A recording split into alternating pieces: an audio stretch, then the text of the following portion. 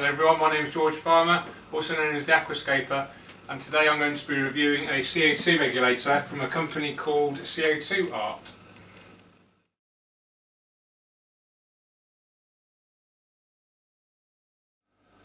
So before I unbox the CO2 regulator, I'll just tell you a little bit about it. This is information that I'm getting from the CO2 Art website. So it's called Advanced Professional Aquarium CO2 Dual Stage Regulator with 12 volt Swiss solenoid and world-class custom built-in needle valve. So at the moment it's retailing for £149.99 and it's previously retailed for £219.99, so there's quite a bit of saving there. So now we'll move on to unboxing. As you can see, it comes in a lovely white box similar to an Apple product. The lid comes off like so. It's well packaged, plenty of foam in there. It also comes with electrical connectors, so you can use this in any country. So there's different types of European connector, UK obviously, and the actual regulator itself. I'll do some close-ups in a minute, but you can see it's a nice looking product, nice and shiny, stainless steel. Looks really good quality, nice big dials, and I'm really looking forward to trying it out. So let's take a look at the regulator in more detail. Starting from the top, we have got the contents gauge and a working pressure gauge. So this is a dual stage regulator, which means you have control over the working pressure.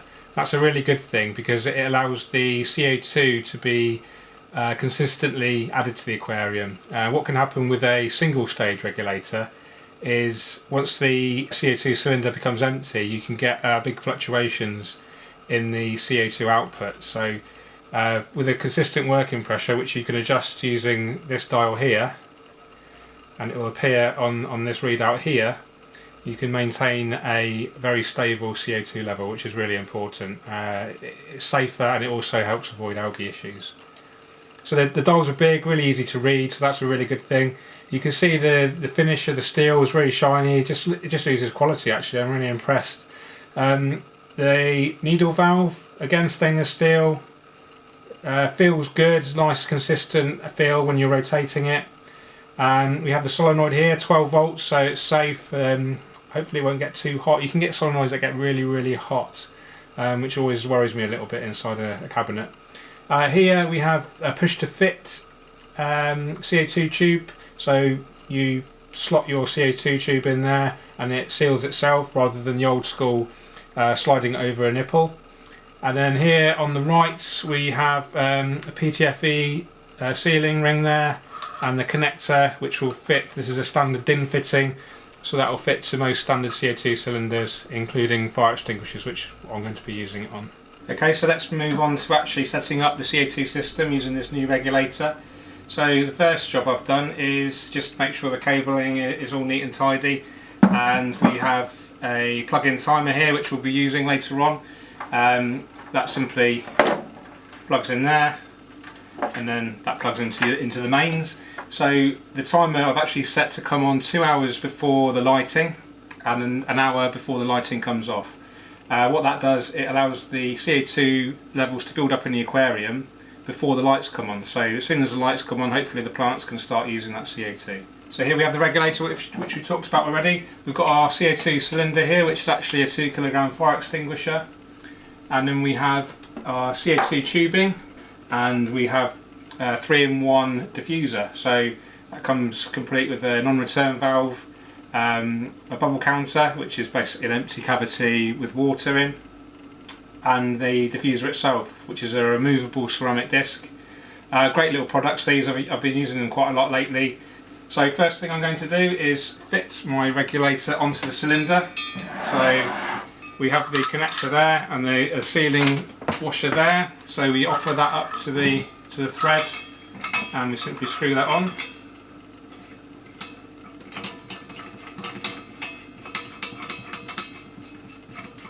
You can just nip it up with a spanner or wrench. Not too tight, you don't need to crush the seal, it just there we go, that should be fine. And then we need to make sure that the regulator is off as much as possible, so we close the needle valve and then we ensure that the working pressure adjuster is all the way off. So it's anti-clockwise for off, and that's as far off as it goes. So to activate the CO2 we squeeze the handle gently, make sure there's no leaks, can't hear anything, so that's good. And then we just use a cable tie just to keep that lever shut. You can use sellotape or string or anything, but I like cable ties, they're really strong and easy to use. Okay, so let's take a closer look at the regulator, and you can see here that the pressure gauge is reading 6 megapascals. Megapascals is another unit of pressure, and we normally deal in bar, so to get it for bar we just times it by 10, so it's about 60 bar, which is what I would expect from a full cylinder. And the working pressure gauge, we've got 0 because we've not adjusted the working pressure regulator on here. So I'll do that now. So we rotate it clockwise, and hopefully, there we go, and we can see that's going up nicely. So we want it, I want about 2 bar, so again we times it by 10, so we need it on 0.2. There, perfect. So with ceramic diffusers, they need a fair bit of pressure behind them to penetrate, so the gas can penetrate through that ceramic disc. 2 bar is normally fine for most diffusers. Some inline diffusers require a higher amount of pressure, so maybe 3 bar you might need. But for our 3-in-1 diffuser, 2 bar is more than enough. And so we're now ready to install the diffuser. So we set our working pressure to 2 bar, we know our contents are fine at about 60 bar. Now it's time to fit our diffuser and CO2 tubing. So first of all I'm going to fit the tubing, which is a really simple process. You literally just press that in there as far as it will go, and that will hopefully self-seal. Next we install our diffuser. I've pre-filled it with some water, which is the bubble counter area there. I've just cleaned the disc as well with bleach and rinsed it off with lots of fresh water.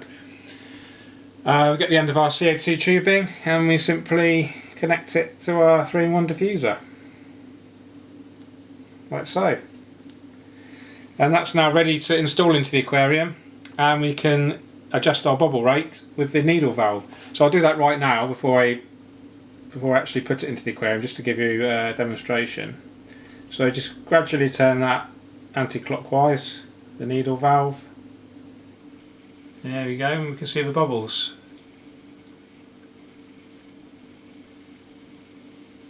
This is literally the first time I've ever used this regulator, so it might take a little bit of time to get used to the, how much you need to turn the needle valve, get used to how the regulator works and things. But it's a really simple bit of kit actually, and I'm really pleased with it. I'm really looking forward to seeing it in action. So I think that's probably about right for our bubble rate. I'm going to actually put that into the aquarium now, and you'll see the CO2 micro bubbles being emitted. So here we have the diffuser now inside the aquarium. The bubbles are coming out brilliantly. The bubble rate's exactly what I want. There's no fluctuation in the bubble rate as well, which is a really good sign of a good quality regulator. So I'm really happy. So that wraps this review up for today. The CO2 Art regulator has been brilliant. I can't really fault it.